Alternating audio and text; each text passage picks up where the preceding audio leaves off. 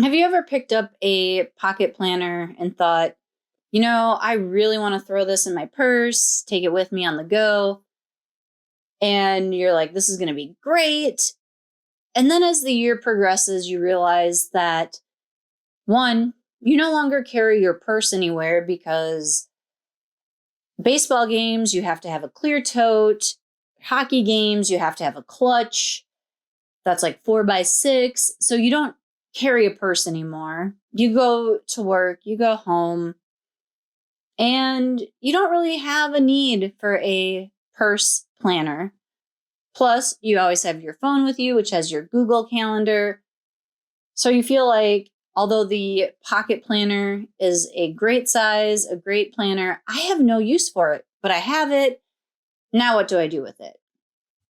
Well, don't worry. I came up with 7 ways to use the pocket planner that aren't just regular carry it with you in your purse and jot down stuff while you're out and about. So let us check it out. So the first idea is as a little budget planner. So you have your monthly calendar. You can use that to track your bills and your paydays. On your little side column here, you can have little reminders of your budget and your actual spent in your different categories. Flip it over to the dashboard. You can put your monthly goals here. Important dates that you're going to have to remember to buy presents for or have, a doctor's appointment so you have a copay. You can do a low or no spend tracker down here with a little notes section. Maybe you have some rules about what you can spend on. You have your lined pages here, so you can put in your date, purchase, and how much you spent. On your calendar pages, you can keep track of your bills. And on your paydays, you can do like a little mini budget by paycheck. You can put in how much you got paid, what your bills were, and how much you have left over. So here's just a couple examples of how you could do that. And of course, you could split your payday in half and do part of it here, part of it here. So there's a few options. And we'll flip ahead to the notes page. You can do your budget category breakdown. So your budget amount, how much you spent, and what the difference was. You can have your total income, total expenses, total saved. And then you have another page here that you can do your monthly comparison. If you want to compare this month to last month's spending, you could do a debt snowball or avalanche tracker. You could do a net worth tracker. So you could do a couple of different tracker ideas over there. So that was the budget idea. Flipping ahead, you can do a health and wellness, fitness type log or tracker. So on your monthly spread, you can put in your planned workouts. For example, I do running, so I have a lot of running on here. I track my mileage, so you can put your year to date up there, total weekly miles for each week, and the total for the month. If you don't have miles that you're tracking, you could track total minutes. You could track your weigh-ins, your measurements. So the notes column could be used a few different ways, depending on how you set everything up.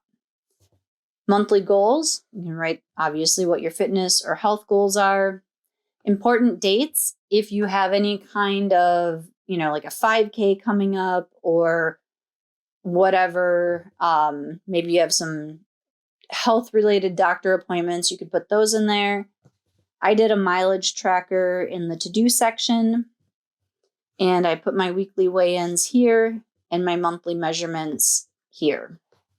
And you could also put things over here like food, your beverage, your food goals, your nutrition goals. Like if you want to add fruits or vegetables to each meal, you can make a little tracker or log here. Your weekly spreads, I did an example of like a running entry. So like 4 miles, it took me 52 minutes. That was my average. It was 82 degrees out, and a couple of notes. You could also do that with yoga, strength training. You could put your measurements in here for the day. If you did measurements, you can make this a food log. So you could put breakfast, lunch, dinner, snacks.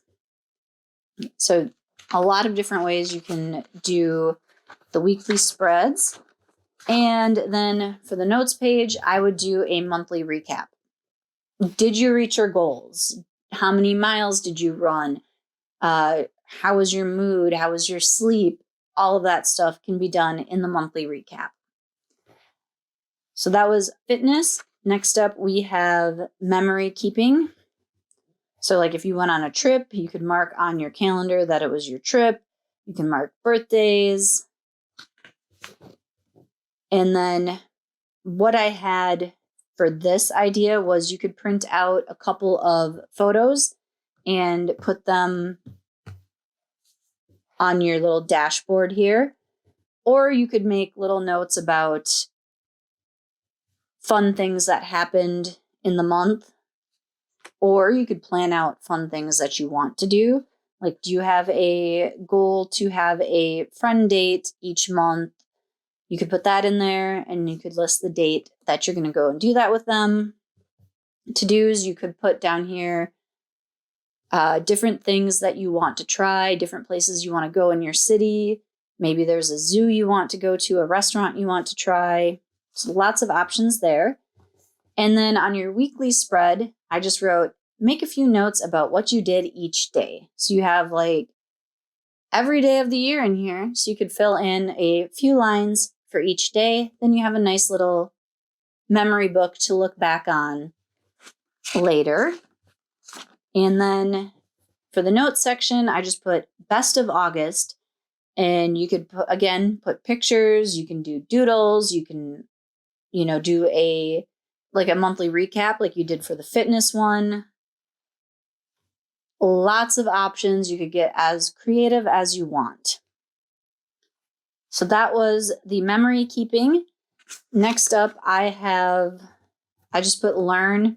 So if you are doing any kind of personal growth, you can use the Pocket Planner to kind of plan that out. For example, I am watching a landscape conference right now. So I've marked on here, like, I want to watch the landscape conference this week. I have a budget course I want to watch this week. I want to, learn some stuff about social media. I want to read a running book. Oh, I'm out of town here, so I'm probably not going to watch any videos. Oh, now I'm going to start the travel conference. And then I listed goals, finish landscape, start travel conference. And same thing, monthly goals, finish section 2 of budget. Important dates, I wrote, out of town, take a book, so that I know I'm probably not going to watch any videos while I'm out of town, but I can read. Or maybe look up articles about social media or whatever it is that I want to continue learning about. And then like a to-do, I put figure out learning schedule for quarter 4.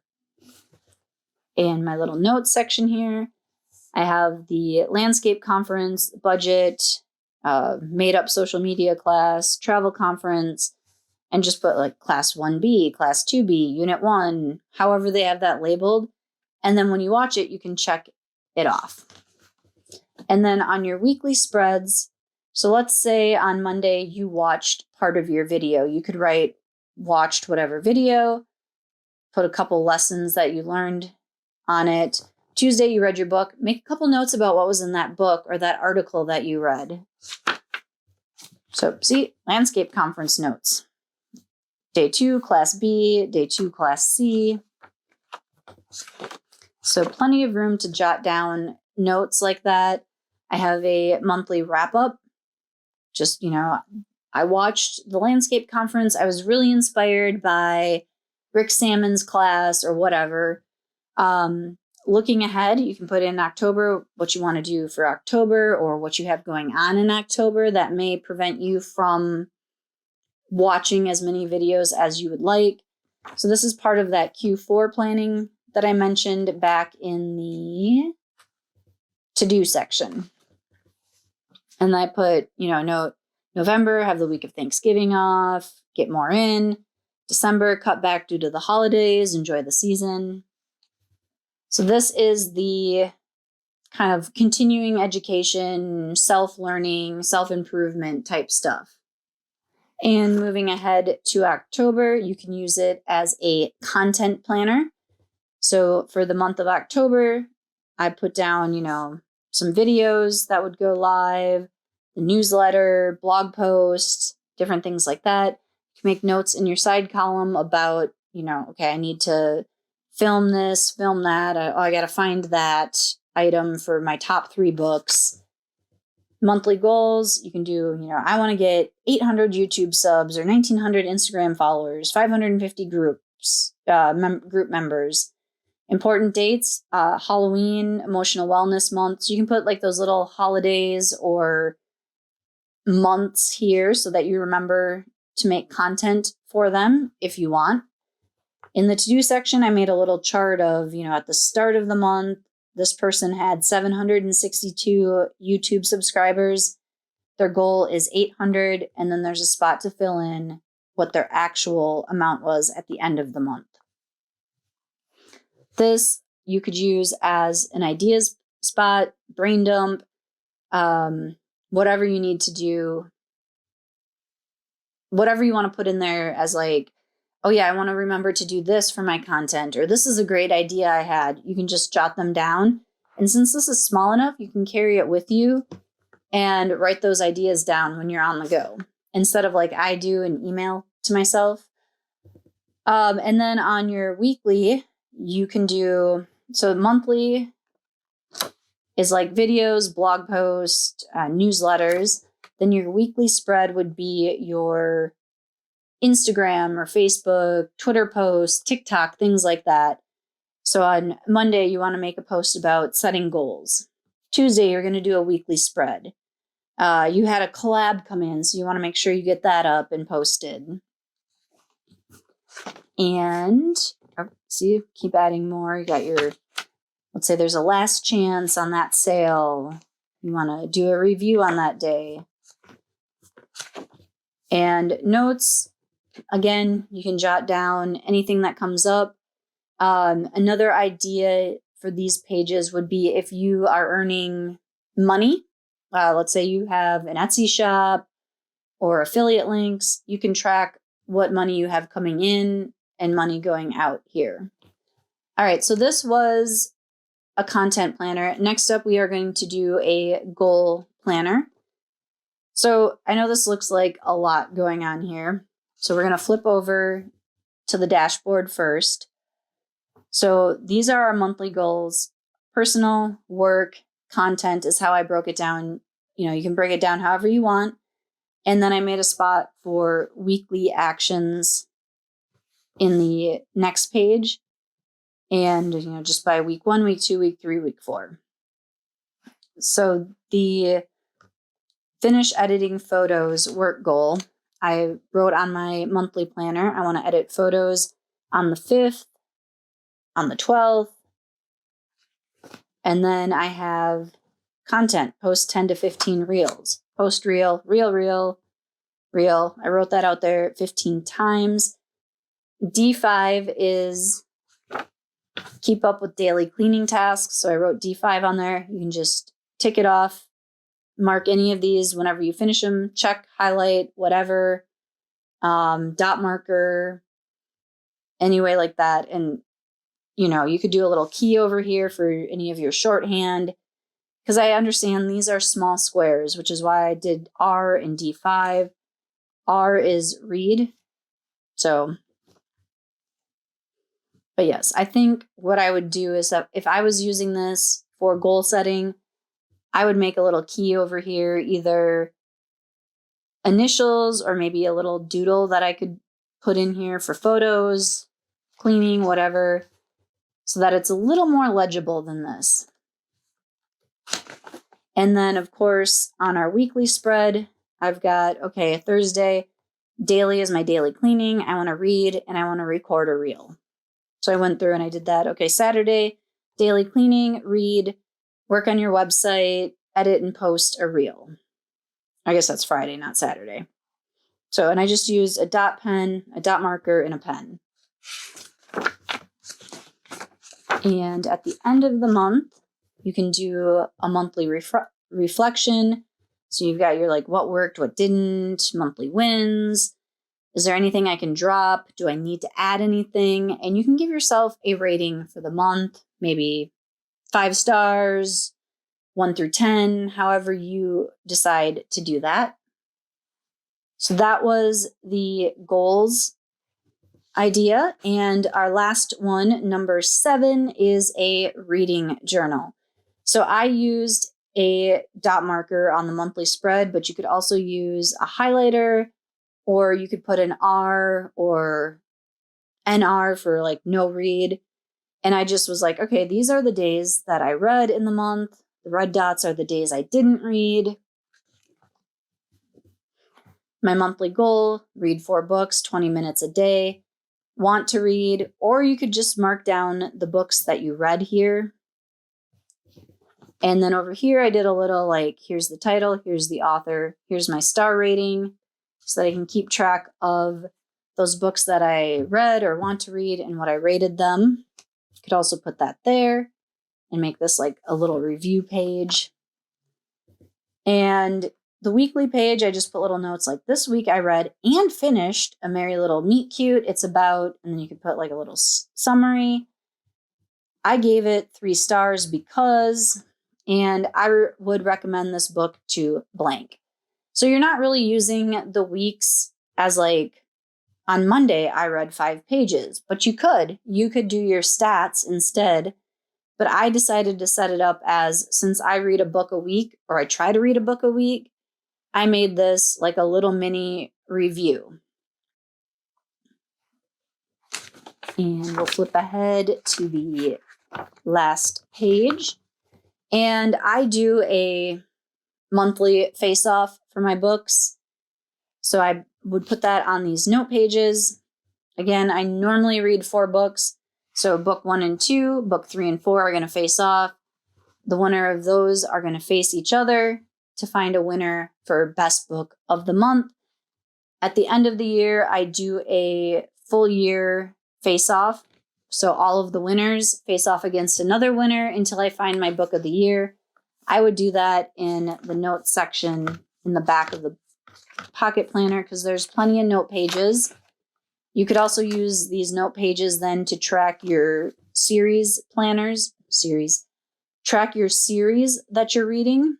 And another idea for the notes pages is a TBR takedown. If you are trying to read through the books that you already own, you can do a TBR takedown. So at the start of December, this person had 127 books in their TBR. That means they own 127 Kindle or physical books. During the month, they hauled 1 book and they read 4 books from their 127 that they already owned. So the red part here does not include any library books, Amazon Prime, anything that like a friend borrows to you, lends to you, whichever one is correct. Only the ones that you actually own. Because the point is you're trying to like whittle down how many books you own that you haven't read. So start, I added 1 book, I read 4. So now my net owned that I haven't read is 124. So then that would go to your TBR takedown for January. Okay, so there are 7 ideas for ways you can use a pocket planner or really any other kind of planner that has a similar type layout. A horizontal like an A5 would also work for this, or even a 7x9 if you wanted more room to write in. Quick recap, we have a bill or budget tracker, fitness and health, memory keeping, personal learning or personal growth, content planner, goal setting, and a reading/book tracker. Let me know in the comments how you would use one of these, and let me know what you think I should use the pocket planner that I bought for this year for. I don't need this. I have plenty of planners, but I could not resist this Color Blends cover. It's not Color Blends really inside except for little colors across the top, but I just thought it looked really awesome. So I had to have it. And I already have bills, I already have fitness, I already have a content planner, I already have goals, I already have reading. So I'm leaning towards maybe using it for my personal growth stuff, although I do have that in my goals planner. And I guess technically I have a memory keeping system already because I have like the Erin Condren 1 line a day or whatever it is, the 2-year journal. So I don't really need it for memory keeping either. But if you have any other ideas besides these 7, drop them in the comments. And if anyone's interested, I can do like a little mock-up in the pocket planner. That's all I have for you today. Hit that share, like, and subscribe button. I really appreciate it when you do those things. It helps me out and it lets me know which videos you like and which ones you don't. Until next time, I hope your planning and coffee are strong.